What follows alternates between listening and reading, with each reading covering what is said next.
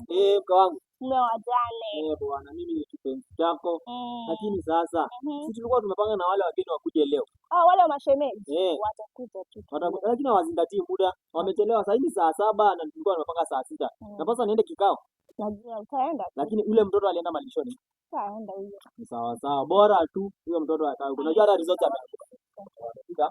Habari zenu mashemeji. Nzuri sana. Karibuni. Kijana karibu. Akuja ukae hapa. Waje wazee wakae hapa juu ndio tuongee maneno haya.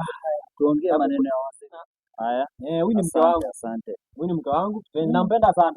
Na ni karimu. Nadhani naona uje kuja na mke wako. Lakini umekuja na utakuja kumpata tu. Hakuna shida. Sasa unaweza kuintroduce hata kitu wajue. Mimi pia naitwa Captain na huyu pia anaitwa Eric. Ndio naona kijana wangu. Ni jinsi wa kipekee. Sasa tunakuja kuomba msichana wenu. Muoe. Sasa hapo tunapozungumzia mambo na mahari. Mahari msijali. Hiyo ndio muhimu, tunawapea kila kitu chenye mimi nataka tu ng'ombe 20. Haina noma. 100 hapo takuwa sawa, ama ni aje mmoja. Tunawapea haina noma. Ndio binti wenu akue mzuri. Na sisi bora kijana yenu atunze msichana yetu. Atamtunza. Uko sawa? Haya. Kwani kina nani hao wanapita makelele huko? Ni wapi nyumbani kwa Ombati? Njoo kwa Ombati ni huku.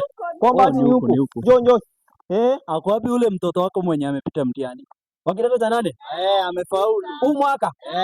Eric. Yes daddy. Nilijua mwanangu lazima utapita. Na kununulia Mercedes Benz. Ati msichana. Yule mwingine wangu? Shiko, njoo. Ni huyo sasa. Ndio huyo. Huyu mwanangu ametia bidii sana masomoni na amefaulu. Tunatarajia aende chuo kikuu, si ndio? Ataenda chuo na mwanangu usome kwa bidii. Tunakuombea tu Mungu upite. Si ndio?